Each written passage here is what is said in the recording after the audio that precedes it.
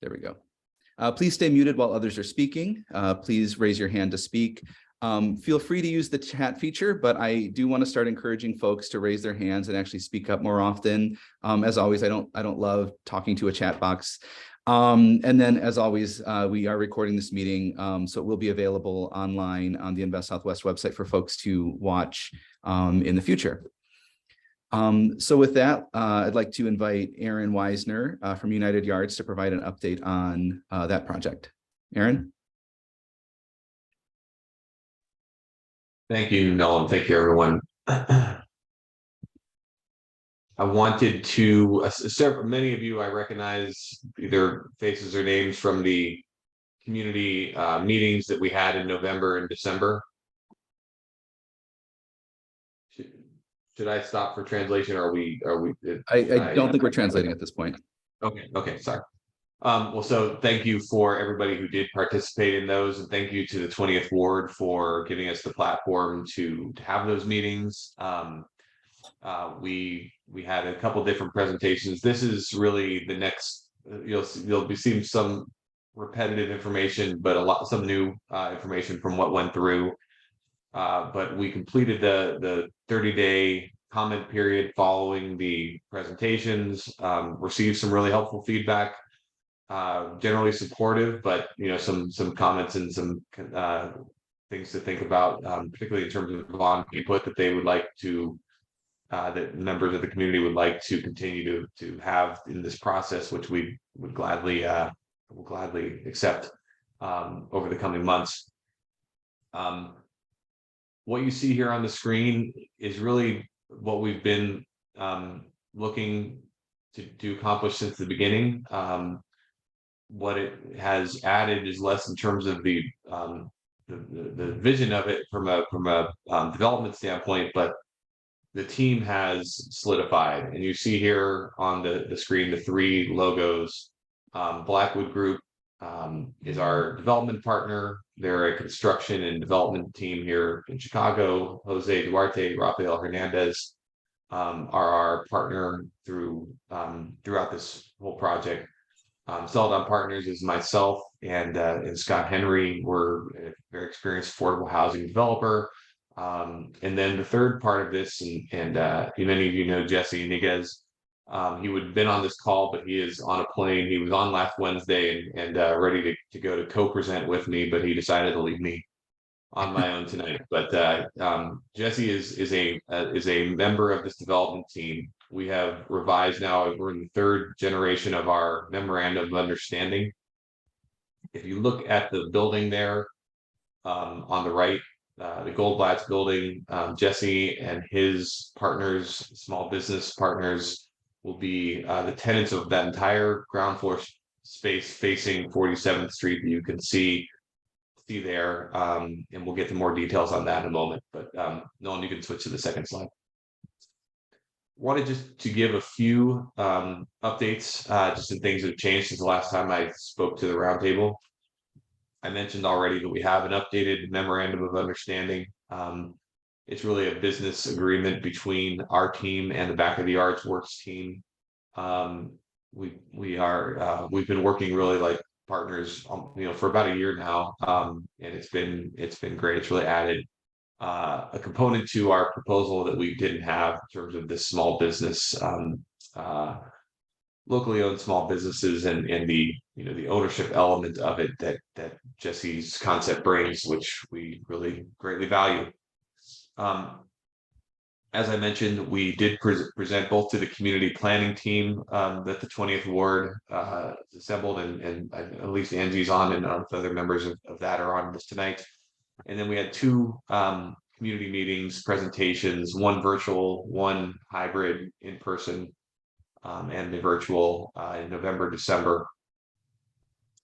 We've received letters of support for our zoning process from Alderwoman Taylor, which we greatly appreciate, coming out of that process to at least take us to the next step of being able to go through the city council review that we're now about to begin. The Goldblatt space, we can now formally announce that Friend Health, that many of you may know from their facility a block away at 48th in Ashland, They will be taking over the about 60% of the ground floor of Goldblatt's for a federally qualified health center. It's going to have medical, dental, and really full clinic services there by mid-year 2024 in that space facing Ashland Avenue. Back of the Yards Coffee has moved into, and I emphasize the temporary on this because Jesse would be the first to say it is not a good long-term solution, but as you may be aware, he had to move out of their flagship there a few blocks away, and he has moved his operations into the Goldblatt's building, into a temporary space that we will soon hopefully be renovating into his full-time renovated coffee shop at the corner of Marshfield and 47th. We hope that construction will begin really in pieces, but full steam ahead by the end of spring on the site, both for the residential and the business development, the business space, and that we'll begin having openings for the small businesses in late 2023. We're hoping that we'll be able to have a community event at some point in the coming months, as has been requested, and we'll have more updates on that in the months, weeks and months to come, or excuse me, weeks to come on scheduling something featuring our partners. You can go to the next slide, Ellen. Thanks. I know I'm just going to briefly go over this, and then we have some sort of images of what's kind of currently being proposed. Would love any feedback people have, but just to give an overview of what's proposed. Moving left to right at Justine and 47th will be and this is on the far left, this is the residential central element of this. It's a 45-unit affordable housing development with an opportunity hub community space on the ground floor. We're hoping that will start construction in around the middle of the year. And you'll see that come up quickly out of the ground. About a year later, we'll be opening the doors for residents. The second building there is the Rainbow Store, and the space above is an old historic bank building. We are anticipating developing that as a part of our third component of this project. It will be a little slower because of the historic planning process that we need to do there, but the goal is that eventually that space will be housing and community space services. Jesse and team, and I know several of you are connected to this, and I've discussed it with you. There's a entertainment space venue in there. We're hoping the Marimba Institute and other community partners will be able to use performance and entertaining space in that space above the Rainbow Store. The third property there is the Goldblatt's building. Just want to reiterate what I mentioned before. That'll be about 9,000 square feet of small business space for the back of the yards works, and about 15,000 square feet of space for the federally qualified health center for Friend Health. And then lastly, on the far right, that's Marshfield and 47th. We're proposing there'll be 2 3-flat buildings with 6 units of affordable housing and a retail and event space that'll be a new building there right at the intersection of 47th and Marshfield.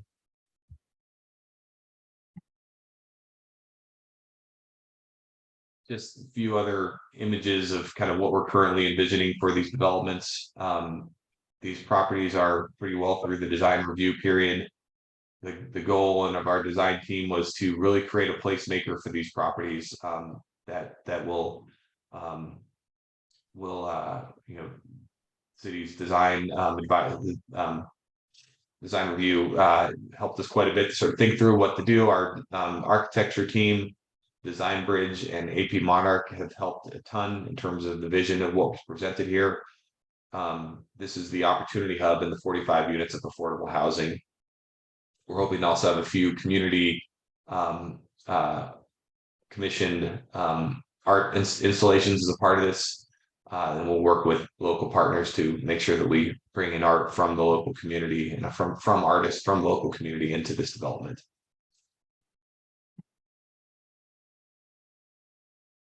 everybody knows this building. As you'll see, the one thing I wanted just to mention is that we're going to be putting up on our website some new images of this soon from Jesse's design team, including a new blade sign to go at the intersection there that will say back of the yards and not FAMSA, not Goldblatt's.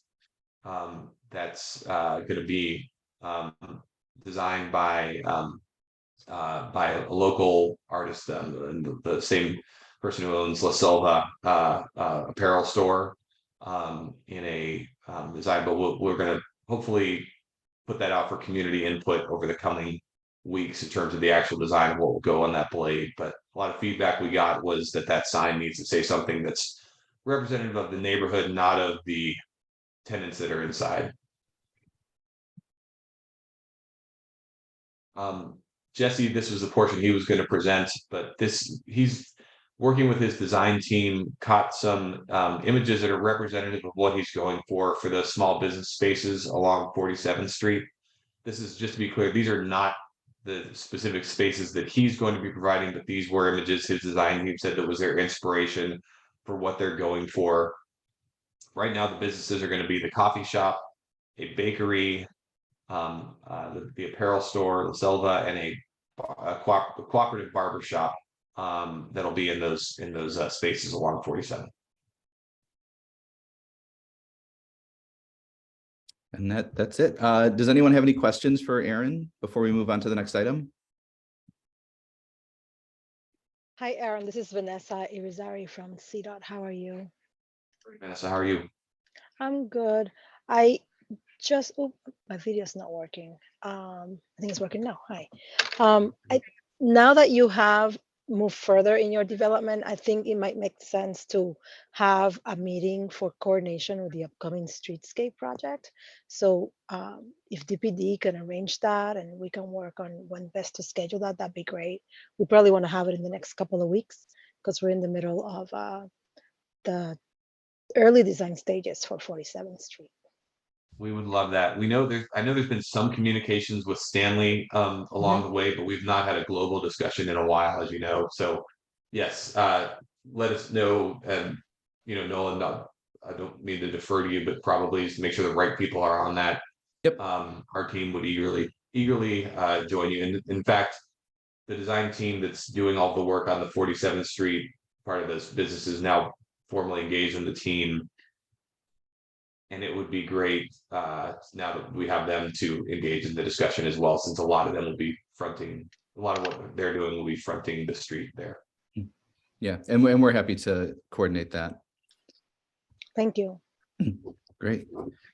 Thank you. So I don't see any hands up or anything in the chat. This is a good time to pause, though. Norma added in the chat, we do have interpretation this evening if anyone needs it. But at the beginning of the call, it didn't seem like anyone required that. So we're just going English tonight. Y en español, si de pura casualidad existe alguien que necesita traducción, nos pueden avisar a cualquier momento. No, I do see a question that just popped up about parking. Sure. So we are right now, as of present, what we have for our development, and I'm not going to knock anybody's socks off with this number, but we have we have 18 parking spaces that are proposed for the Justine site that are on site there, and then there are 8 parking spaces on the backside of that Marshfield site by the 3 flat buildings that are really the parking for those residential units. We are working, and I can't go into too much details on this, on a arrangement that would allow us for a off-street parking option that would provide us an additional 40 spaces of parking that we would be developing ourselves. We've made a promise to the 20th ward that we wouldn't use city funds to pay for parking development for anything above what's currently in our plans, but we will have more to share on that. Our goal is, though, to continue to add parking without having to, as everyone knows, there are a lot of unused parking spaces in the immediate area that we are working with some of the local businesses to see if we can actually lease spaces so that we're not just bulldozing and putting in new parking over spaces that hopefully could eventually be redeveloped.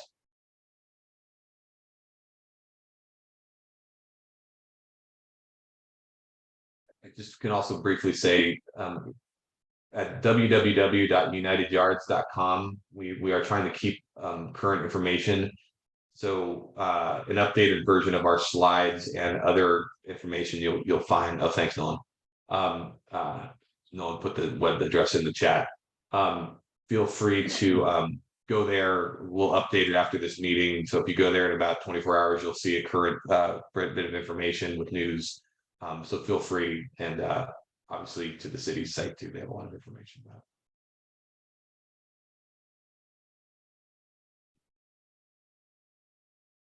You're muted, Nolan, if you're talking.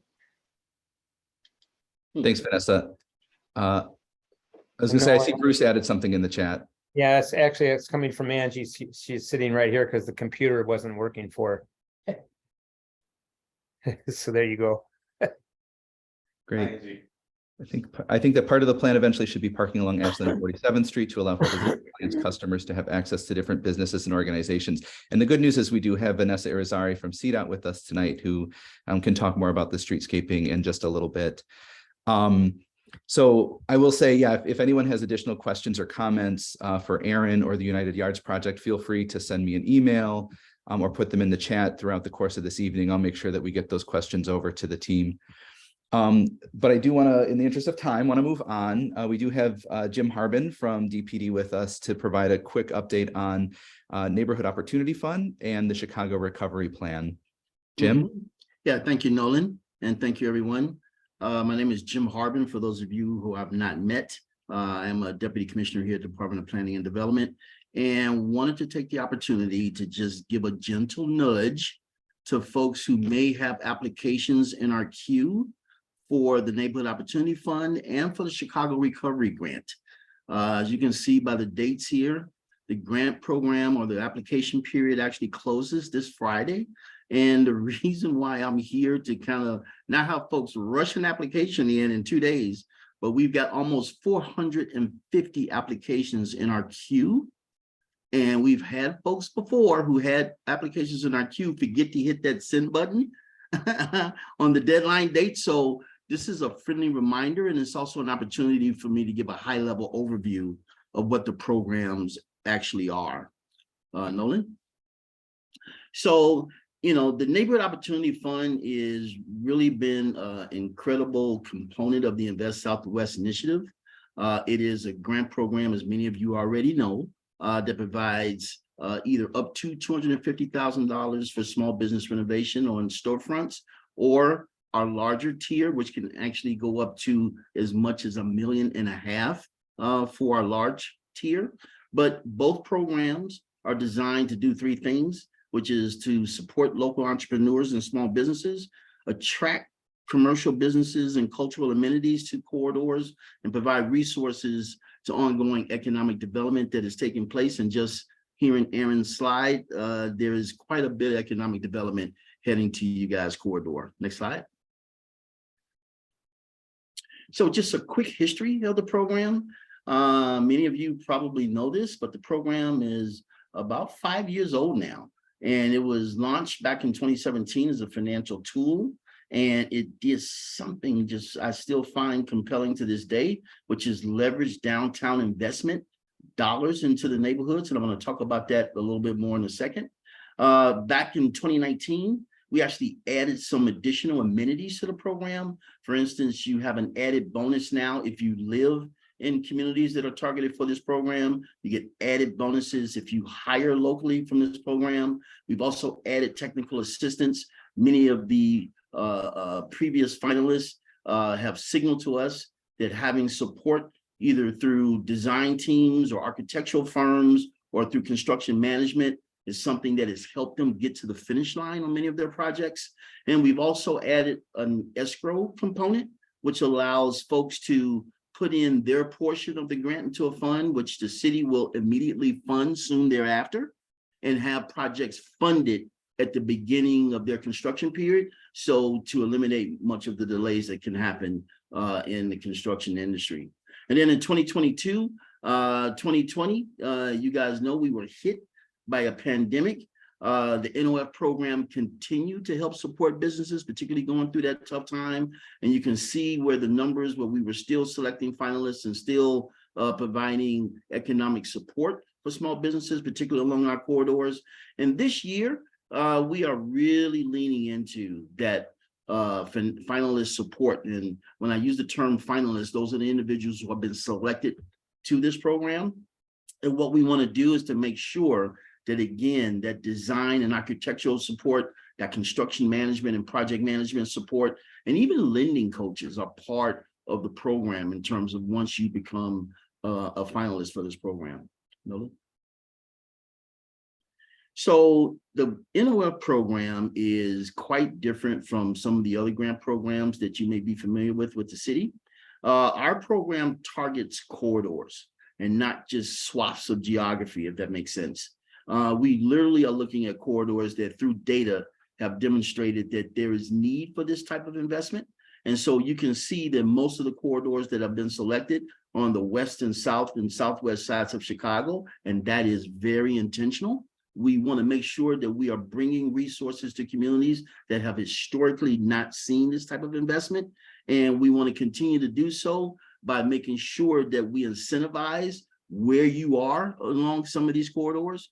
If you look at that legend right there at the top right-hand side of that slide, and in terms of that map, the blue corridors are what we allow points for and what we call eligible corridors. If you are on one of the red corridors, you get extra points for being what we call a priority investment corridor. And then particularly for the corridors that you guys are signaling in terms of being stakeholders for, the 47th and Ashland Invest South and West corridor actually even scores more points. So having a location or targeting location, particularly on 47th Street, particularly on Ashland, on the Invest South and West corridor, actually gives you additional advantages to be selected as one of our finalists. Nolan? So, you know, a lot of folks have asked, how does the NOF fund these projects? And on average, we've been doing anywhere between $8 to $10 million a year to support small businesses. And what we've done is literally looked at the development that takes place downtown. And you can see where that white shaded, I don't know if you can use your cursor, Nolan, but that building that's kind of shaded in white, that is what the zoning for certain geographies downtown allow for when you're doing development downtown. If you want to go taller, if you want to have some additional density, developers pay for that. And when they pay into that fund is called the Neighborhood Opportunity Bonus Fund. And if you look at the bottom, 10% of that fund, or 10% of those funds that come in from that request for additional density, goes to a program that we call Adopt a Landmark, which is literally helping to fund landmark projects across the city. 10% of those funds also actually go to infrastructure around the existing project. In other words, when you pay into that fund, you're also helping to support making city connections to city services like water, like gas, and that type of thing. And then the lion's share of that bonus goes into the Neighborhood Opportunity Fund grant program. And you can see where we're targeting neighborhoods on the south and southwest and west sides of Chicago. Next slide, Nolan. So what is the program targeted for, or how can you use it? Well, one, you can expand or do renovation of existing businesses. You can actually use it as a new location or for startups. New construction, even though there is some detail there that needs to be understood, but new construction can also be considered for even the small grant program. And by the way, it needs to be clear, what I'm signaling today is about the NOF small grant program, which is dollars up to $250,000. There are some slight rule changes when you look at dollars that go beyond that. And if you like, I can always circle back and have someone bring you, or have someone from that large team also update you guys on what that program entails. And then actually special equipment, you know, we usually talk about how the program doesn't necessarily fund equipment, but we also have learned that small businesses like restaurants who have specialized kitchen equipment, specialized piping, specialized stoves and ovens. We can support those type of projects as well. Next slide. What's ineligible? Well, it's easy to kind of talk about that to really get a sense in terms of what the program does fund. So here's what it doesn't. It doesn't support residential properties or home-based businesses. It doesn't support social services or organizations, including schools and daycare. It doesn't support manufacturing or industrial businesses or properties. And by the way, it doesn't support churches or places of worship. For the other three, we do have programs that do support manufacturing. Our Department of Housing has programs that support residential properties. And there's even our DCFS department that actually supports social services. The NOF is exclusively for small businesses. Next slide. So who are those small businesses? It could be one of three entities. One, you can be the actual owner of the commercial property and apply for the program to go ahead and do the renovation, but you can also be a tenant. And as a tenant, there's a lot of capital improvements that are needed and for tenants in order to do their business efficiently. We can support that. Nonprofit organizations are also eligible for this program. And the key is that it has to be businesses in what we call that qualified investment area. And that's literally the geography that I just signaled in that previous slide, where you can see where those arrows were pointing to. It is literally neighborhoods on the south and west sides of Chicago. Next slide. So here's an example and a few examples of some of the projects that have been supported last year. This is a project out in Bronzeville that was supported called the Bronzeville Winery. And you can see where these dollars can be used along with support from architectural and design teams, from construction managers in order to produce these type of projects as part of the program. Next slide. This is a project in Little Village, La Floria. Again, and actually this picture does it no justice. It's absolutely gorgeous in this particular facility. And again, these funds were used to support that. And then next slide. And then Clarisha and Associates on 91st. This is just to demonstrate that these projects are exclusive across the south and west sides of Chicago. We're looking to have projects from back of the yards as part of our 2023 inventory. And so we look forward to having small businesses connect to our program. Not if it's not for this particular round, we do plan to have 2 additional rounds this year, one right at the beginning of the summer and one right before we go into the Christmas holiday season. Next slide. So how do you apply? You guys who are not familiar with this, we have utilized the Chicago Recovery Grant platform to do what we call now a singular application. So you don't have to guess which kind of application you get slotted into. But Chicago Recovery Grant will come up if you just type in those words at the top of your Google search. And there you will have an opportunity to now not only apply for the small grant program, but if your program is larger, you can also apply for the large. Next slide. And speaking of Chicago Recovery Grant, we have the same open application periods. And what we do when we close that out is we start looking for projects that landed in those corridors that I signaled a little earlier to kind of slot them into NOF, particularly if they're not asking for anything that's ineligible for NOF. But this Friday, that application period is going to close as well. Next slide. And I think it's important to note that the funding for the Chicago Recovery Plan grant program is different than the NOF. The NOF, I think, is a way for that particular program to sustain itself. I mean, there's always going to be development going on downtown. And so as a result, the NOF program has an opportunity to be very sustainable. Chicago Recovery Grant, we think, has the opportunity to demonstrate that these resources help our small businesses, and as a result of its robust participation, and as a result of the federal government, which is funding the program now, it should give us an opportunity to have enough proof of concept in order to attract additional funding as we kind of move beyond the 2020s. But the program for the Department of Planning and Development, and that's the program, the department that both Nolan and I represent. The dollars that we get out of that $1.2 billion coming from the federal government goes into those three buckets, whether it be community development, small business and workforce support, or community climate changes. But you can see that there are other buckets there being managed by other departments within the city. And so, as I alluded to a little earlier, some of the programming or some of the eligible options for the Neighborhood Opportunity Fund and for the Chicago Recovery Grant Program, if a program that you have or that you're interested in doesn't necessarily fit one of those buckets, we may have another department that may be able to fit that bucket. Next slide. So the eligibility for both programs are very similar to each other, but there are some differences. So for instance, the NOF, the Neighborhood Opportunity Fund, supports mostly cultural and commercial small business renovation.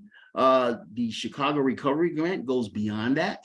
It can do commercial, but it also can do mixed use. And what I mean by mixed use, and you guys have seen this, as a matter of fact, you've seen iterations of this on the slide that Aaron just conducted. Mixed use can be commercial on the bottom and residential on the top. This program can actually support those small businesses. This program also mirrors NOF in the sense that it has two tiers, up to $250,000 for the small tier, up to $5 million for the large tier. So there's another difference, but the similarities you can see there as well. Business owners and entrepreneurs, property owners and community developers. One of the things that is significantly different from the for the Chicago Recovery Grant that's not present with the Neighborhood Opportunity Fund is that applicants for this particular grant program can come from across the city. There is no geographic limitation to the Chicago Recovery Grant. You can have a project near O'Hare Airport and you still are eligible with your project at that geography. Eligible expenses for both programs, again, there's a lot of similarities. Exterior and interior renovations to existing businesses, build outs, acquisition is also eligible, site preparation and demolition, architectural and engineering fees, or a lot of the pre-development that goes into these projects are also eligible for this program. Roofing and masonry, facade work, windows, doors. One of the things that I like to always signal is that for both programs, if you can pick a building up and turn it upside down, whatever falls out of that building usually is not eligible. What sticks to the bones of the building usually can comply with this program. Next slide. So Chicago Recovery Plan expands eligibility beyond current programs. There's no limit to specific corridors. Light manufacturing and mixed use, and that's an example of the LA 43 project, which was funded by NOF, as a matter of fact. Vanilla boxes, NOF requires you to kind of signal what who your tenant is going to be. This particular program will allow you to go ahead and build out what we call a vanilla box, or just get it ready for that tenant without signaling who that end tenant is going to be. Next slide. The selection process is something that we always get questions on. How do you select who becomes a finalist? And I'm going to start with the bottom. One of the things that we signal with both programs is that there needs to be a demonstration of a clear path to site control. And we encourage applicants to apply whether they have that site control or not. If you are negotiating with an owner, if you're negotiating your lease, we won't, preclude you from applying for either program. However, what we do is prioritize those projects that have demonstrated that they've done that due diligence and they have actually tied up that site control. Those projects will not get penalized for doing that extra due diligence. Projects that demonstrate momentum and that are expected to break ground, in other words, financing has been taken care of. In other words, there's been an opportunity to really understand what your scope is, and you've got a clear understanding of what the cost based on that scope is. We want to reward those projects and prioritize those projects as well. Projects that are located in historically disinvested areas. So even though the Chicago Recovery Grant is citywide, We're still paying attention to geography in terms of if projects are demonstrating that they're going to be that catalytic in communities where it needs that type of investment. We certainly want to pay attention to that. And speaking of catalytic, projects that have a strong local impact in terms of going to be creating jobs, going to be providing amenities to community, services that benefit the community, alignment with local community plans and community wealth building, we are going to prioritize those projects as well. Next slide. So again, this has been a gentle nudge. We want to make sure that you guys who have applications in that queue know that this program is going to close out at the end of business on February 24th. That is not to signal that there should be a rush to get an application in if you're not ready. We do intend to open up the application period again right before summer and again right before Christmas. So there's plenty of opportunity to get your projects ready. We just want to make sure that we took this opportunity to come to your roundtable to signal that there's still time to kind of make those final touches and to get your submissions in. So with that, Nolan, I'm gonna go ahead and close out. I'm certainly gonna stick around for questions. And thank you all for having me on the call today. Yeah, thank you, Jim. There is, Angie put a comment in the chat that I'm sure is something we've heard before, but I just wanted to bring your attention to it. And yeah, if there are any questions for Jim before we move to the next item.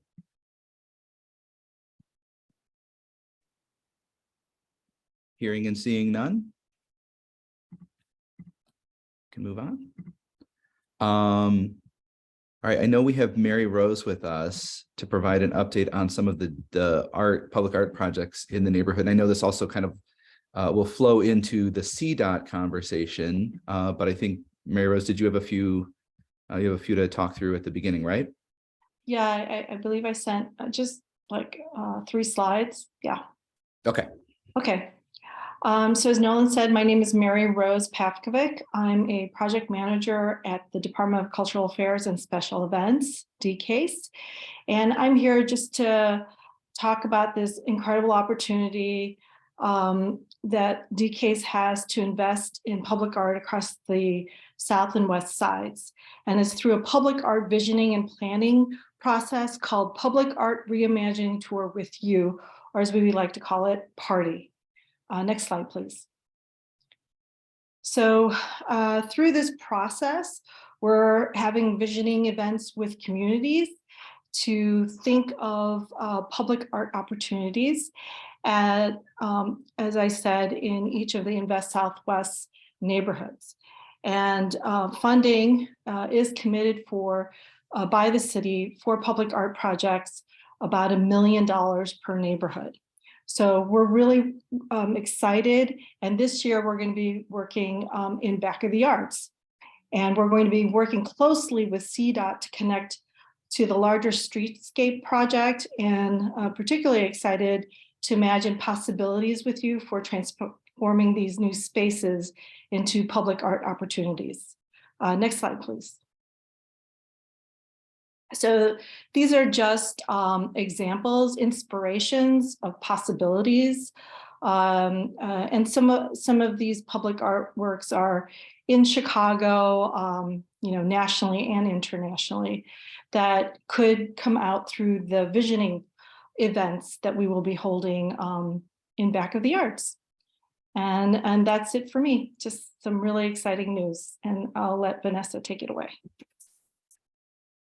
Great, thank you, Mary Rose. Vanessa, es tu turno. Hello, everyone. How are you? So my name is Vanessa Izari. Some of you know me. I'm a coordinating planner at the Chicago Department of Transportation Project Development Division under the Livable Streets section. We at the Chicago Department of Transportation are leading the 47th and Ashland Corridor Improvement Project. With me today, I have our lead for our consulting team, Brian Luke from Burke Engineering. Brian said hello, thank you. We also have with us Stan Porosky. He's another project manager at CDOT, working on the engineering portion of the project. Stan, if you want to say hi.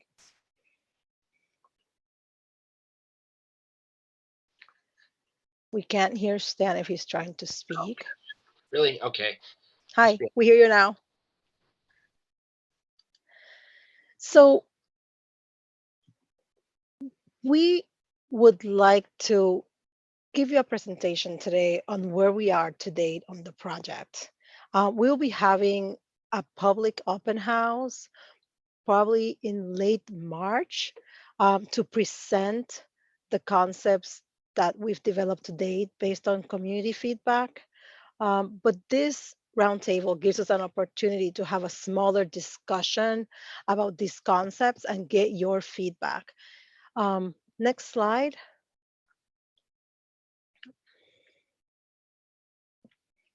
You can go to the next one. Thank you. First, I'd like to pause for a second. I don't know, Nolan, if you have the flexibility of just turning off the presentation. It'd be nice to Sure. sort of get to know who's at the round table. I'm not here at every meeting. So if whoever wants to introduce themselves, that'd be great. I know some of you, not all of you. So please feel free to speak up. I want this to be an informal conversation when we're getting feedback from you on concepts developed today. And don't be shy. I've looked at the list. There's about 10 or 11 community members on. So feel free to turn your camera on, introduce yourself, say hello. You don't even have to turn on the camera. You can just say hi. Hi, Vanessa. My name's Craig Chico of the Backyards Neighborhood Council. Nice to meet you. Hi, Craig. We've met before. How are you? I'm just playing. Hi, Vanessa, I'm Bruce. I live within just a couple blocks here. And we were one of the NFF projects, really grateful for the work of the department. Nolan's in there and their efforts to support this area and beautify it. Thank you. Nice to meet you. Hi, Vanessa. I'm Angie. I'm also here on 47th Street, a resident and business owner, and I've been in the back of the yards over 35 years. Thanks. Thank you. Ana Padilla, I'm a resident at Back of the Arts, a block away, I believe, from 47 and Ashland. Nice meeting you, Ana. Anyone else? ¿Algunos más? Veronica? Hi. I'm just gonna say hi, Hi, Vanessa, Vanessa. since I can. Hi, James. How are you? Veronica. Hi. Yes, hi. My name is Veronica Medina. I have lived in this neighborhood practically my entire life. I went to school here and I'm about to purchase a home here. So I'm looking to be here for the long run. Nice to meet you guys. Nice. Thanks for joining us. Janet? Hi everyone. My name is Janet Tapia and I lived in Back of the Yards my entire life. Thank you. All right, we'll let Araceli off the hook tonight. And Jasmine. And Rosemary. And And Rosemary. if people want to, another option is that if you have any comments later on or you have any questions, because we are going to ask some questions in the middle of the presentation, you're welcome to sort of share sort of how you are part of the community. It just helps the conversation. Nolan, if you don't mind just putting the slides back up. Thank you for that.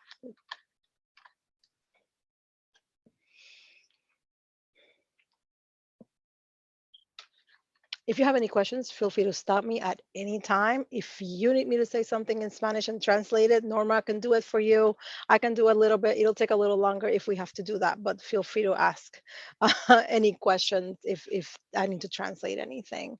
So some of you might know this. So the Invest Southwest New City Back of the Yard Streetscape Project boundaries are 47th Street from Loomis to Hoyne, and Ashland from 43rd Street to 49th Street.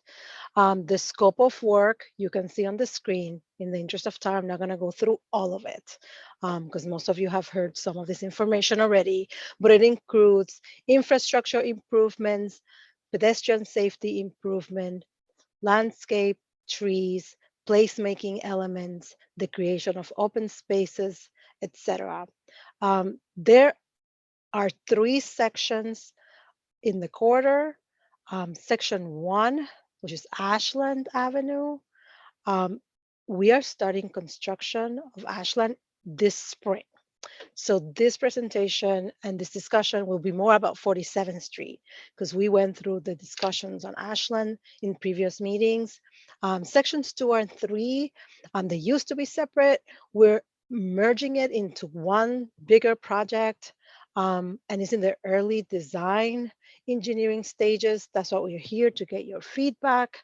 And during construction, then we will be dealing with how that entire corridor will be phased out in terms of construction. But we're designing everything at the same time. Next slide.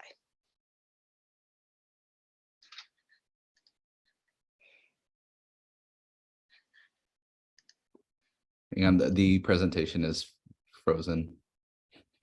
Oh no. Oh, there Ah, you go. all the Oh. slides. Hold on. Sorry. You're ruining the surprise. No. Oh no. What? I don't know what's Back, happening. You back must have one more. You have one slide in here that PDF doesn't like, apparently. Just the slide 3 is the one we're missing. There we go. There Oh, it is. I think it might just, you had slide 3 apparently is a problematic slide. Give it just a minute. There we go. Thank you. So in 21 and early 2022, we focused on community engagement and concept development. We finalized, as I mentioned earlier, the design engineering for section 1, and we're moving into construction this spring. And we commenced the design engineering drawings for sections 2 and 3. When construction starts for section 1, we'll be having weekly meetings that will be open to the public. So we will be sending that information out, and you will find out when those meetings are starting and when the construction is starting. We'll actually be sending out a flyer, and it'll be distributed in the community. As you can see, constructions for section 2 and 3 start a little bit later at the end of this year. There's going to be a lot of utility coordination during this construction. So we're giving the construction team and the design team enough time to make all those coordination happen. Next slide. So we are here, winter, summer of 2023. This is our 6th visit to the roundtables. We are, as I mentioned earlier, in the design development of sections 2 and 3, and we'll be having that public meeting / open house, hopefully at the end of March, so we can get timely feedback on the design development concepts. Next slide. We've presented this before. This is just an existing conditions section of what 47th Street looks like. Basically, you have 1 travel lane in each direction and 2 lanes of parking. The sidewalks includes tree plantings and lighting. Next slide. And this is the proposed mid-block section for 47th Street. In summary, what this section does is that it reduces the width of the travel lane. It increases the parking lane width to better accommodate some of the truck traffic in the area. This way we can actually increase the parkway areas where you see all of the seating spaces shown in like a paver color on the screen. And this will allow for additional space for things like dining and furniture and other amenities. Brian, do you have anything to add to that? Thank you. At the intersections, you're going to have additional pedestrian spaces. Next slide. Since you, of course, don't have parking in these areas, what we will do is that you will have some pedestrian bump outs that will provide additional seating areas for pedestrian use. Next slide.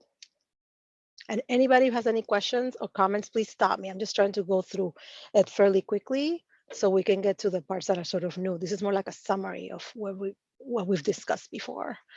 So during the last public meeting and through our second online survey, we received community feedback on placemaking elements and what the community would like to see along the corridor. So today we want to present to you what those selections were from the community and what we are then incorporating into the design.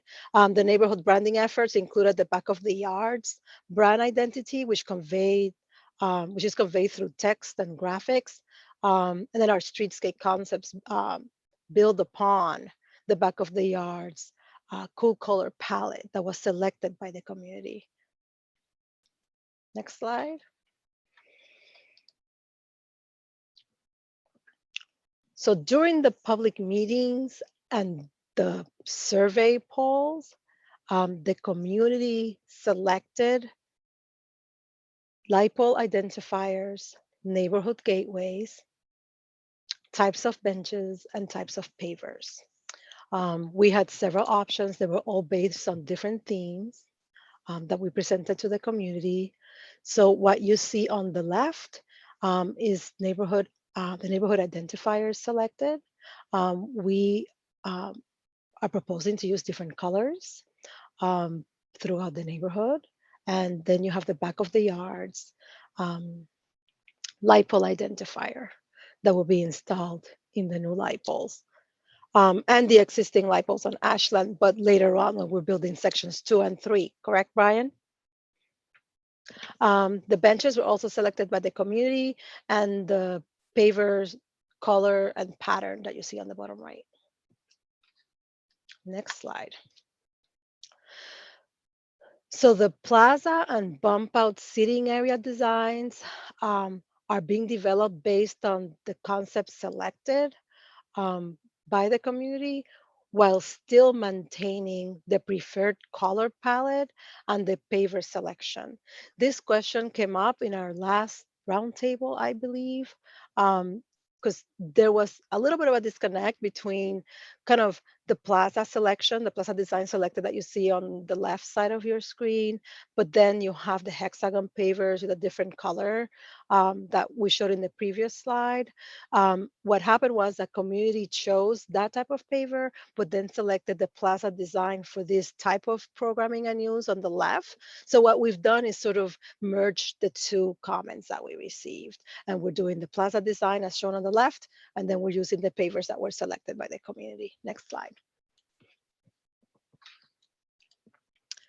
And this is a rendering of what it looks like when everything comes together. This is a rendering of 47th and Paulina and what that would look like once you have an enhanced bump out space, you apply all of the placemaking elements into the area. We have pavers, landscaped areas, planters, all sorts of things happening on 47th and Paulina. Any questions so far? Next slide. So we heard throughout the community engagement that there was a need for public open spaces along the corridor. To that end, bump out seating areas were incorporated, and plaza spaces are being created in spaces that are either currently being used by the community for community activity and activation, or having identified to be able to accommodate open space. So I will go a little bit more into this. We will be having, or we're proposing to have open spaces at McDowell. This is something we've discussed throughout all of our previous meetings. Creating and formalizing the open space at Honore. That's currently part of the alfresco installation. Potentially having a similar application to Hermitage Avenue on the south side. Doing some pedestrian improvements on Marshfield. We'll get into that a little bit later And I'm hoping, I don't know if the United Yards person is still here, Nolan, but that's something we can discuss with them as well, because we'll have to coordinate. And Damon Avenue, where you currently have that big median, and we're going to talk a little bit about the concepts for that. Next slide.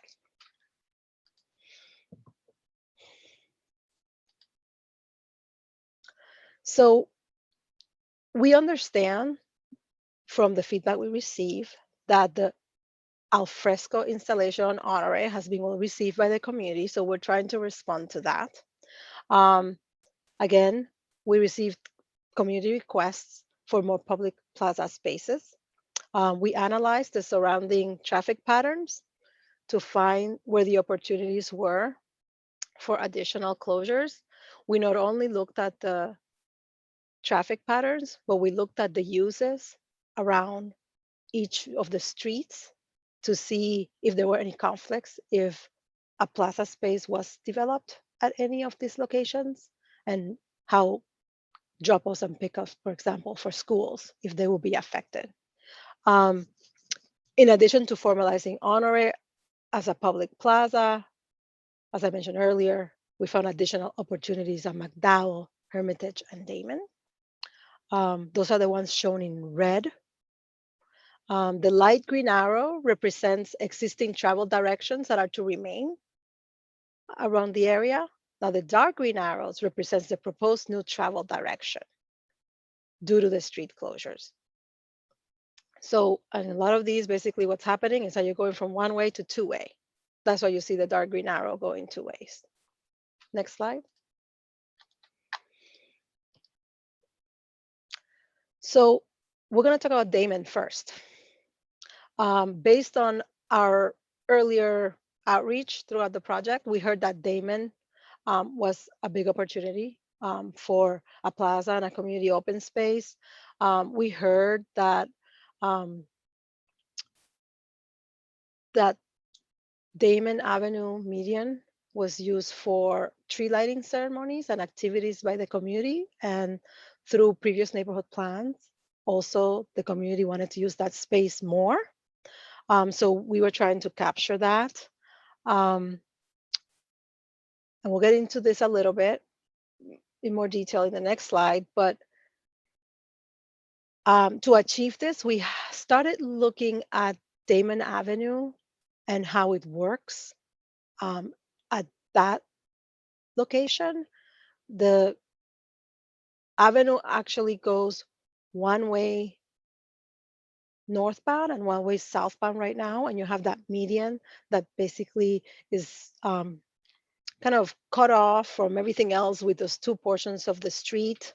And what we're going to be proposing is to simplify that and merging Damon into a one street, so you can have a more cohesive open space that's more accessible to the community. Another thing that we're looking at is the entrances to the commercial development. There's currently 5 entry points to that development, and if there's some that are not used the correct way, so without impacting that development, we're having discussions with stakeholders about potentially closing that one driveway you see highlighted, which says existing driveway access to be closed proposed. Next slide. So we won't get into all the details of engineering, but if anybody wants to, Brian's here to talk about it. The section on the top is the existing Damon Avenue section, where you have one northbound through lane, one southbound through lane on the other side of the median, and then you have parking on the northbound side. What we're proposing is to have this landscaped area that's more cohesive with the rest of the community, be adjacent to the commercial space, so there's more pedestrian movement, easier pedestrian movement. And then you make Damon a southbound, northbound through lane with smaller lanes, so it's less space for cars. So you don't need such big spaces. And then you have parking, and you have the additional parkway that you can provide in front of those homes. So you can provide not only street trees, but protection from those through lanes coming in and out. I saw something on the chat. I think I just saw something pop up. Angie, I like the proposal. Yeah, the question is, I like the proposal for Damon, but how will the Harvest Foods on 46 and Walcott and its resulting truck traffic be handled? That's a good question. So there's, we at CDOT are coordinating internally with the development for the traffic changes happening on 46th Street and Damon and 245th Street as part of this. So we are coordinating with our engineering team in the house that's working on this effort and making sure that everything is coordinated at the same time. I don't have that presentation here, but maybe in the public meeting, if that's something people want to see, we can maybe bring a board that shows how that connection is happening. Yeah, Anna let's plan for that, because I know there are questions about the impact of truck traffic. I don't think we have the time to discuss that here tonight. But I would just echo what Vanessa is saying, is that CDOT is coordinating on that and making sure that the way the new street is engineered will minimize those impacts. But Anna? Yeah, I like the plan of closing that that section on that parking lot. It's very scary crossing that, because the way it works, people try to turn left onto 47 in Ashland, and it's so narrow that it creates a lot of issues with traffic. So I think in terms of safety as a pedestrian walking in that, definitely makes more sense for Damon to be in one lane. That way you avoid those cars that are trying to turn, and there's such a short distance and the traffic it creates, but also it's very dangerous intersection for pedestrians. Thank you for that comment, Anna. And that's what we've been trying to balance. We've been trying to balance the need for public open space, pedestrian safety, and traffic movement. And that's one of the things that we were looking at, that in and out of that driveway. Cars hardly use that area, that southbound, they hardly ever use it. The southbound Damon? Yeah. Thank you for noting that. One other thing that I didn't mention, you can go to the next slide, Nolan, is that one of the things that we will be looking to do is to have truck traffic exit away from the main commercial corridor on 47th Street. That is something that, we're still working through the signage and how that's going to work. They won't be limited to keep going south, but we're going to limit them from making a left from Damon. And Vanessa, there's one more question in the chat from Janet about 47th and Hoyne, which is that intersection. Well, I guess it's west of here, but at back of the yards high school, and some of the safety concerns around that intersection. Those 47th and Hoyne, we do have some improvements coming there. I don't have all of the details on that on the screen. I can touch base with you about that, because it'd be nice to look at the drawings, because I have to look at the existing and the proposed, but our project does go there. And I'm sure that we've addressed it. It's just probably not that huge of a change. And we didn't have it in this presentation. So Janet, I'm gonna put my email address on the chat, and we can figure out how to have that discussion with you. We will also have more plans when we have the public meeting. Let me just type it up. And I'm being cognizant of time. To what time do we have, Nolan? Sorry, officially the meeting goes until 7:30. Okay, so let me go a little quicker. I'll try. I know it's a lot of information. So in this next slide, what slide are you at? 16? Sorry, I was taking notes at the same time. Probably is the next one a render? No, this one's good. So okay. So this is sort of the same information, but just zoomed in a little bit. what we are proposing, and you'll see a rendering next, is that you have a plaza space on 47th Street that's a little bit more formalized, and then you link to kind of a meandering path, a more natural open space to the north, but everything becomes one space. Again, with Damon redesigned to be able to accommodate that. So we can go to the next slide. And I won't get into the design details too much. You can read a little bit on the screen and ask any questions. Here you can see the plaza space on 47th Street. Again, we're in the very early design stages, so things might shift a little bit, especially if you have feedback as well. We have room for that right now. So we're having the plaza area. We have a meandering path going on kind of a natural space that has mounds and landscapes, so sort of something that people can walk through. And then we have a sidewalk adjacent to that commercial space so people can walk north and south. As Mayor Rose mentioned earlier, we are coordinating between agencies for opportunities for public art. There's opportunities here for public art along that meandering path for, sort of interactive public art. That's something that's one of the things that could happen. Next slide.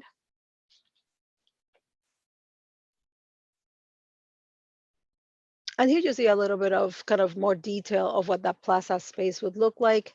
There will be kind of a holiday tree area to respect the use of that space for that use that you have now. Public seating and gathering, landscaping. We'll have a little bit of a discussion on temporary installations and improvement on lighting. Yes, so all lighting is going to be improved. It'll be new light poles, except on Ashland. Ashland, the light poles are already replaced. So this will be new light poles on 47th Street. Again, opportunities for public art at the entrance in coordination with DKs. Next slide. We've talked about this one before, so I'll skip through it really quick. There's a lot of safety concerns on those slip lanes at 47th and Ashland. So we have been talking and proposing that those be closed in the permanent construction. That being said, we heard the community is interested in having those slip lanes closed earlier because there's safety concerns there.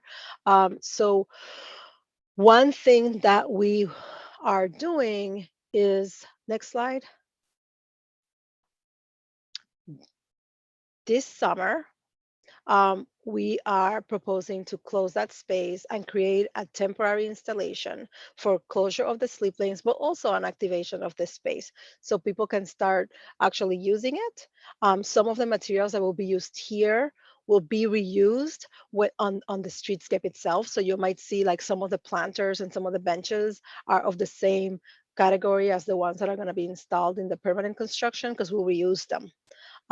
So if you can go to the next slide, and I'm going through this quickly, so please stop me if I'm going too fast. There's going to be a roadway mural based on the colors that the community selected, based on sort of the motifs that were part of the theme. We're going to be reusing some of the precast concrete SSA planters. We've been talking to the SSA about what happens to those planters while we're in construction on Ashland. So we'll move those to be part of that sort of piece, right? We'll have barriers. We'll have concrete barriers to close the slip lane, so we'll use those as well. We'll have metal planters and tables and chairs and benches. And again, some of those will be reused on the permanent construction. Next slide.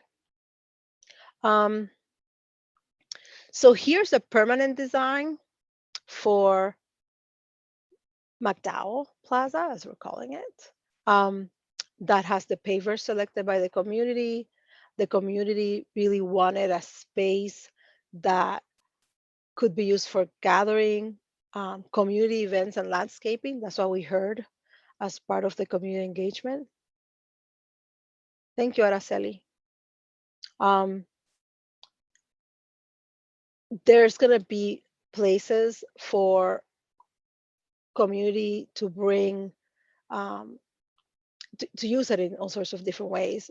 We're going to have opportunities for public art at the entrance as well. And sitting and festoon poles and string lights as selected in previous meetings. Next slide.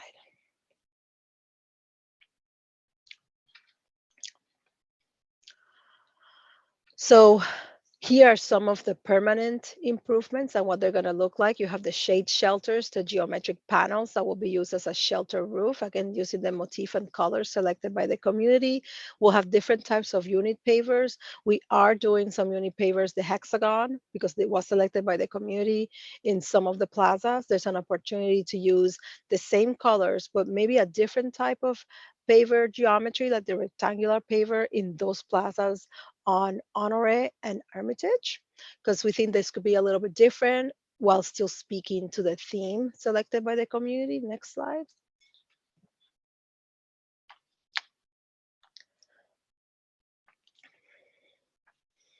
And improvements for the southeast corner of 47th and Ashland.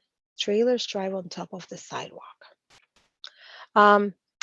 I hear your comment. I want Brian to answer to improvements maybe later in the presentation, in the open comment period about the improvements happening in that intersection. Brian, if you can just in general speak to that later, that'd be great. So I'm just going to speak about these because these are the new parts that we're bringing, sort of things that have come up. So Honore currently being used for kind of stages and eating and outdoor spaces. Again, we've heard it's successful, so we feel that the community will want to continue that area as a public space. The parking spaces now that are not being used there will be also not being used as parking in the future because it'll be the exact same location. So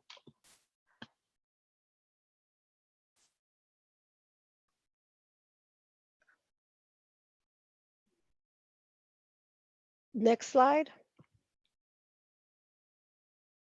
So this is the concept design for Honore. Again, key features would include sort of barrier curves, seat walls. This would sort of protect the plaza a little bit. It would include a stage. This is something that the community is using right now on Honore. Decorative paving, planters, bench toppers, light poles, festoon poles with string lights, chairs, and plantings. We do have opportunities again for public art at the stage and sitting areas in coordination with DKs. Now, we do have a question for you. Does the alfresco installation programming is what the community desires for the final construction? We just want to make sure that we're moving forward in the right direction. What would you like to see happen in that space? Sort of similar to what you have now? Is it being currently used? Craig, maybe you have some information on this. And would you like to see anything else happen that you don't see on this page?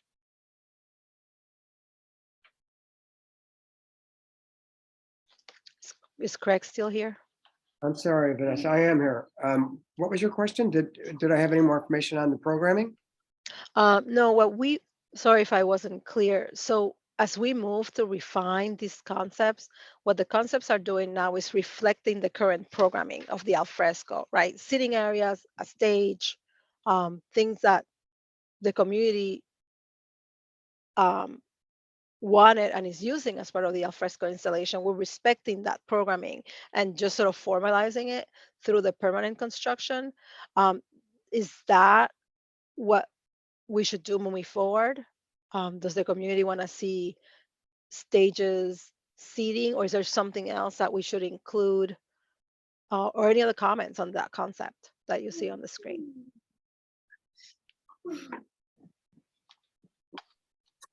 Just to from anyone. remind everybody, Vanessa, we didn't really open up alfresco until the end of the summer.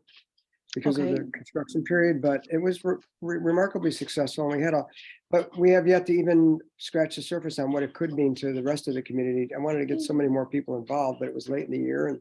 But we did do a lot of musical events, and we did some Okay. vaccinations, and we did all kind of testing, and we had a bunch of farmers markets. So there's a lot of potential here. So that's all I can say Okay. to it.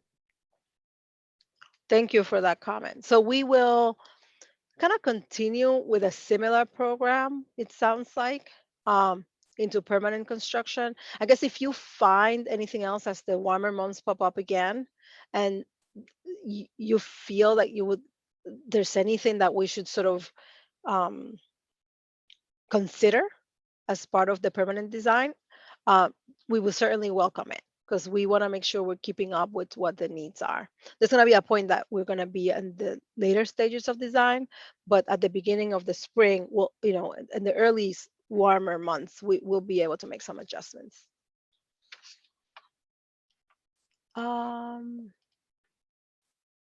Next slide, like 20. I wanted to comment just really yes, hi. quickly. So I put in the chat just some storage. I think like having storage units can be really useful. And that, depending on the programming and just however that will be sorted out. But I think it'll be useful for equipment or, extra chairs, etc.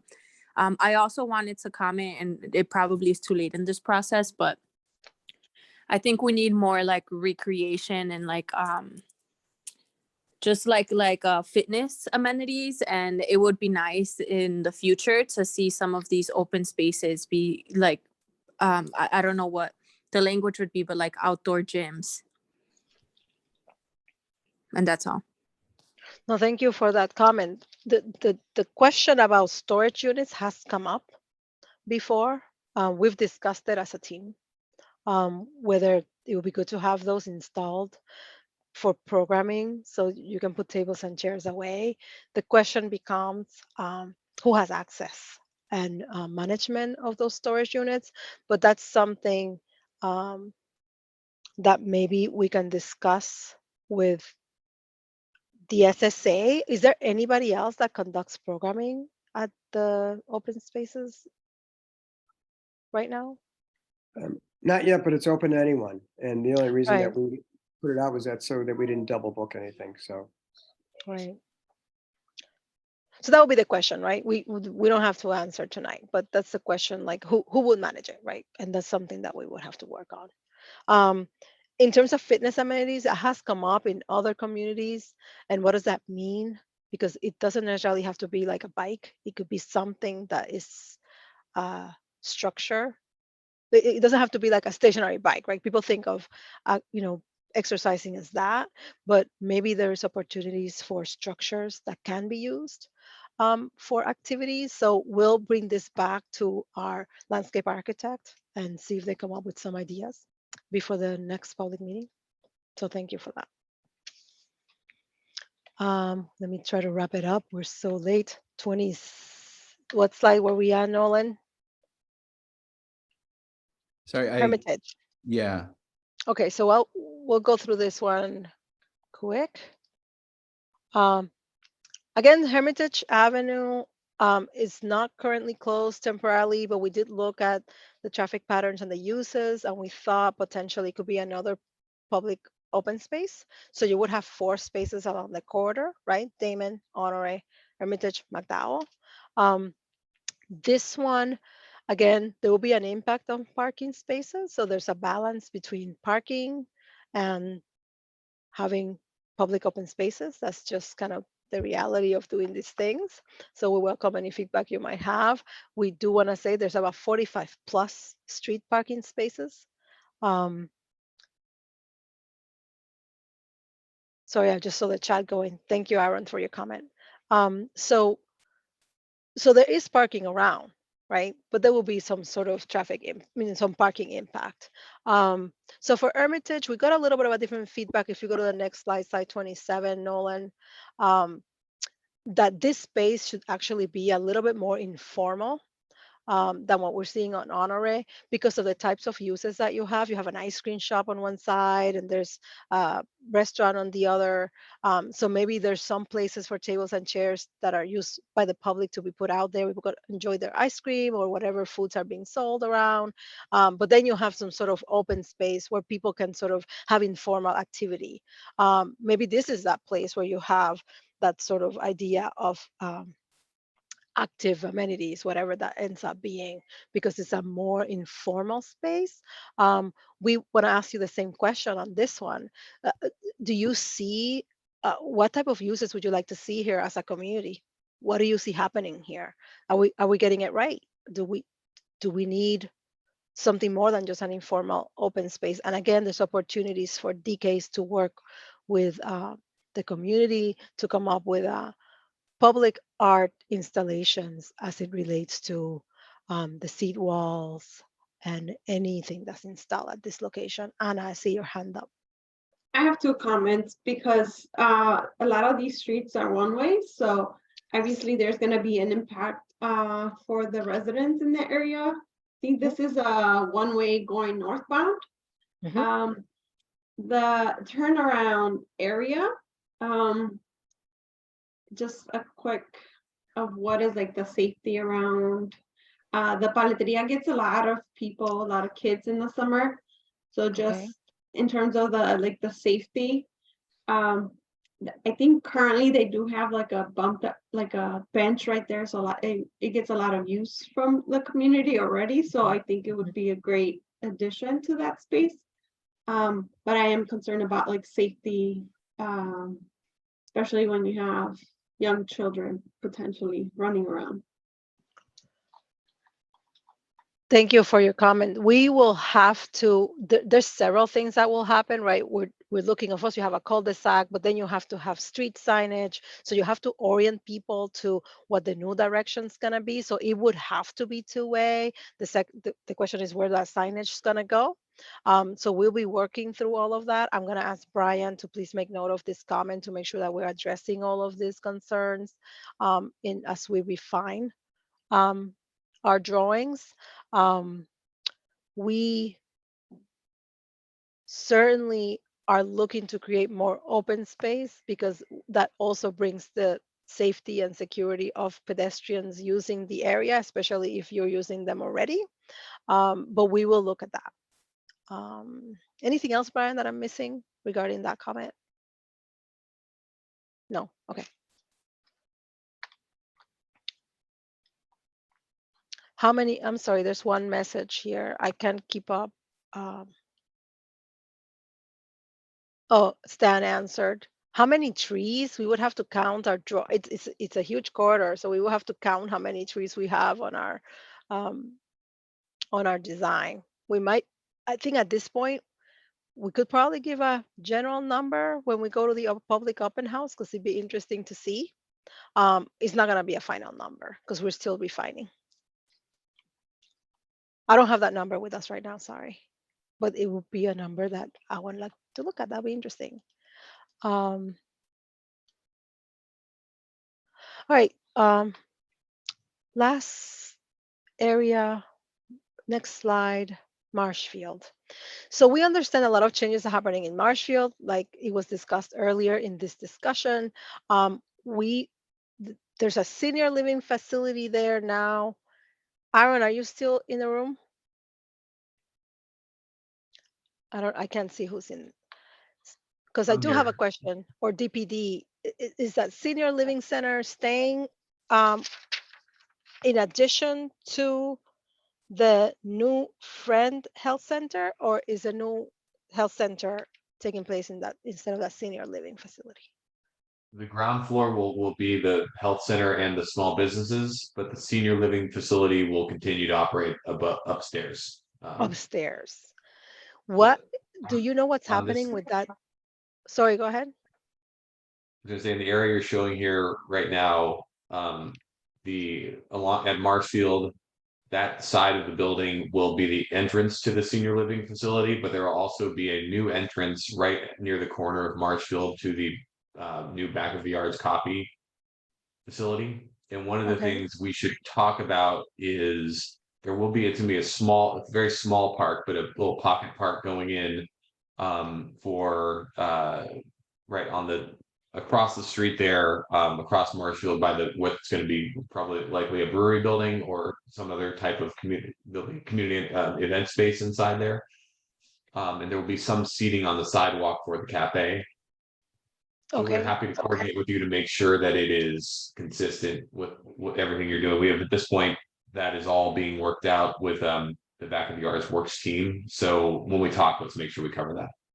Great. That's great. And so here's what we know of Marshfield. There's a lot of things happening when we look at when we visit, when we look at Google Street View, there's a lot of people standing around needing additional pedestrian space. So we know there's a need. We still haven't developed the details of sort of what that means. But if you go to the next slide, Nolan, and so there's two options. And we want to hear from you what you think about this. There's your development information, Aaron, right? There's some sitting areas that are happening on the other side at Entry Plaza. I'm not sure if those have changed, so we can coordinate on that. But we're saying on the sidewalk, you can make wider spaces that complement what's happening on the residential side. That's the west side of Marshfield.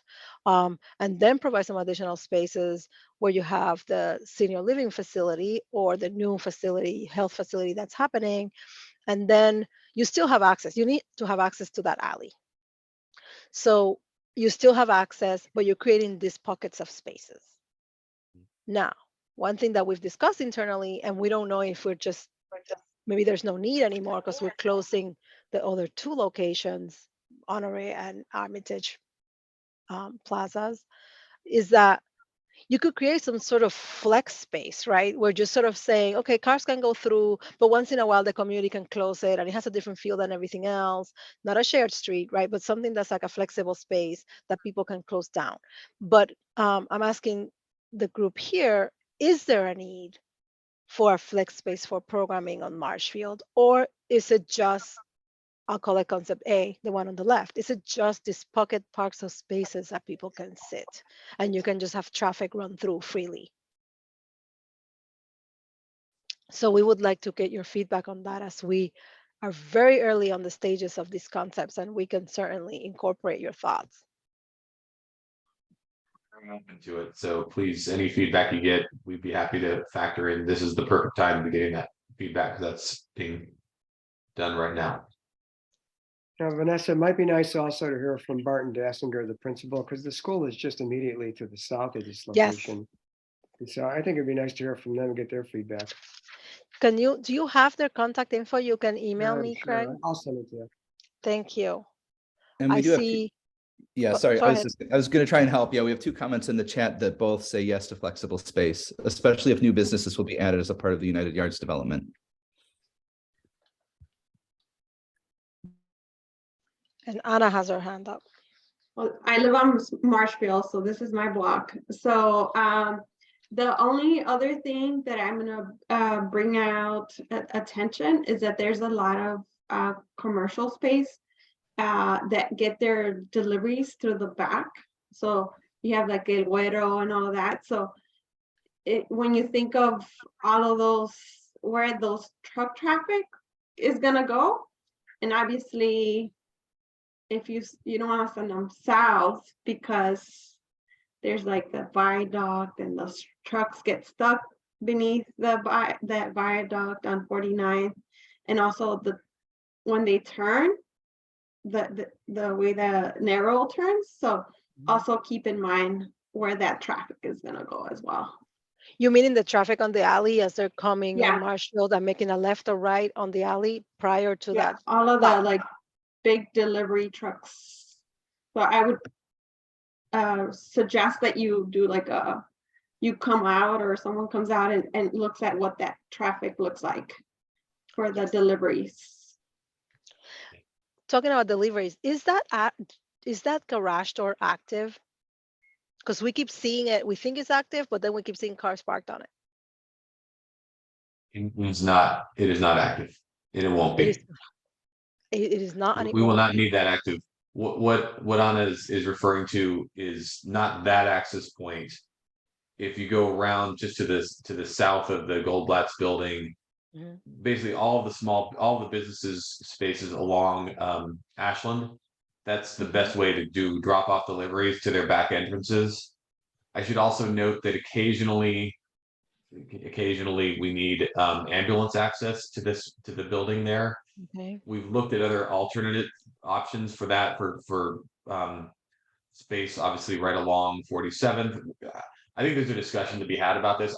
The concern Anna raises is I've heard and understand, because there is a lot of traffic that comes around the and fire trucks on it that come to that space. And if we further, I know there's been concern, and I get it, that if we block that, it's just going to be a bottleneck there at that little intersection right by the school.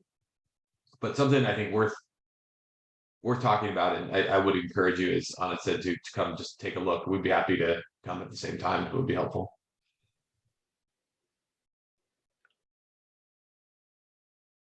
I want to understand what the comment is. I'm having a hard time understanding. So Anna, is your concern So the traffic 40 going on the alley? Yeah, so on East west? 47, you have one block west, you have El Güero. Mhm. El Güero Okay. gets a lot of big delivery trucks. And so, Okay. and you also have the taquerias. So you see a lot of, do you see where those parking spaces Mhm. are drawn Mhm. drawn Yes. there? On that side of the alley, you get a lot of trucks coming and Okay. turning on Marshfield to go back Okay. onto 47. Oh, I get it. Okay, so the other way. I was thinking the other going But south. you Okay. also get that all of the businesses on Ashland that use the alley on the other side and turn also on Marshfield. So you get a lot of that traffic. Yeah. Yeah. So I know that we're almost out of time, and I know that Nolan has a hard stop at 7:45. So we will certainly have Brian make sure that we're looking at these concerns as we further the development of Marshfield. We will meet with United Yards about this because there's a lot going on and we have to coordinate all sorts of things going into construction. And I do want to I'm going to look through the chat, Nolan, if you could help me do that, but I want to give Brian a chance to answer what the improvements are going to be on 47th and Ashland as we have on our concept. So Brian, if you can just in general state what the improvements are going to be, because somebody brought that up earlier in the meeting and we said we would discuss it at the end. Right, Vanessa, sure, thank you.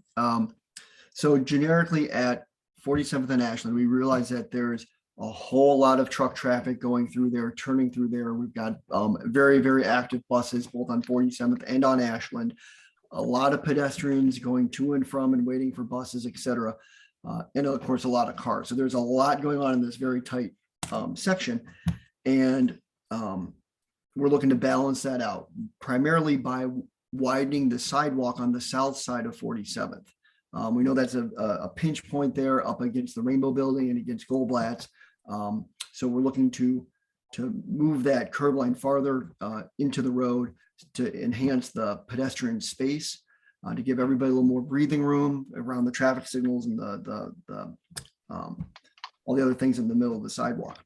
What that's doing, of course, is we still need all that roadway space for the vehicles. So that's causing us to push north into the where those slip lanes are that we're eliminating or proposing to eliminate, and then also into the Walgreens area. We also know that, I mean, everybody can see that between the fence and the sidewalk is used by people waiting for the bus, but getting around people that are waiting for the bus.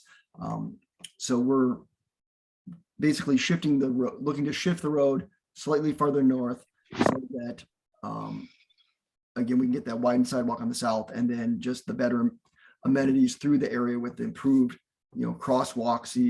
A new signal would have to go in there, especially on the one corner at the Goldblatt's corner, and new pavement markings, all the other elements to help enhance the safety at that corner.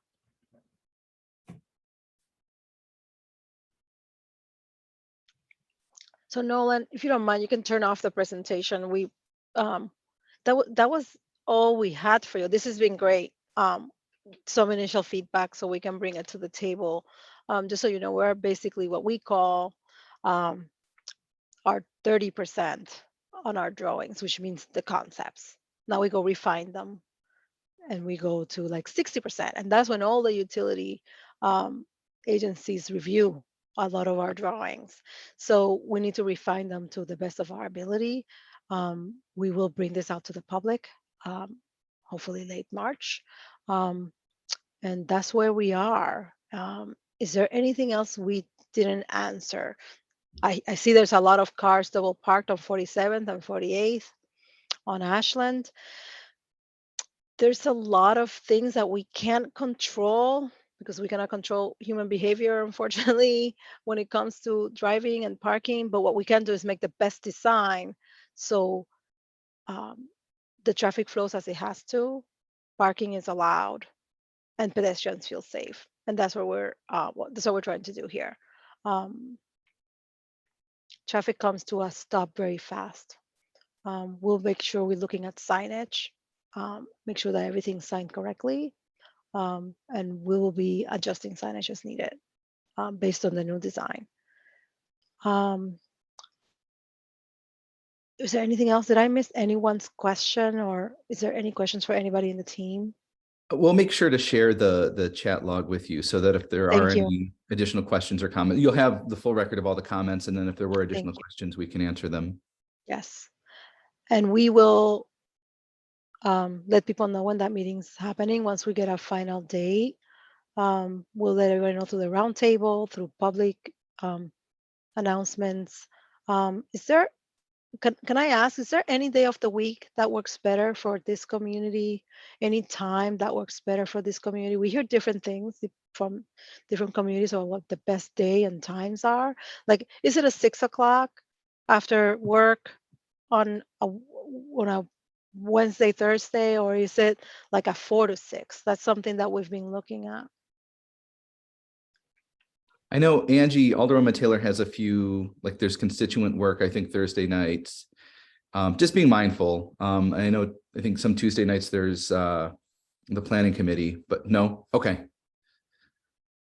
So Tuesday, Wednesday, probably. Tuesday, Wednesday at No, 6. actually Wednesday, Thursdays are better. At least Wednesday, from Thursdays are better. Yeah. At 6, like after work. Like after a regular work day, I guess. Okay. And this will be in person, so we'll be working with our team to find that location that would be appropriate. I see questions about whether these plans will be shared. Nolan, I think you do share these presentations and the recording. We cannot share our drawings because they're not final, and it's really hard. They're engineering drawings, and we'd like to be able to explain sort of what's happening before we release those. That's why the concept plans are here. We're going to have the presentation first, and hopefully people will listen to the recording as they're looking at them to get a sense of what's happening. Okay. So sorry. I do want to be mindful of time. I know we're 15 minutes over, and I do see there's still some conversation happening in the chat. We'll make sure that Vanessa and her team receive those comments. And Angie, thank you for that. And again, apologies on our end for canceling January and for the Zoom issue we had last week. But I'm glad that the folks who were able to join us did join us. And yeah, we'll be back again. I want to say March 15th is our next roundtable. I'll get that information out by the end of this week. And then as soon as CDOT has firmed up a date for their open house, we'll get that information out to folks as well. So a lot of good stuff happening in the community. Thank you all for taking the time tonight. And yeah, we'll see you again in a month. Thank you everyone so much. Good night.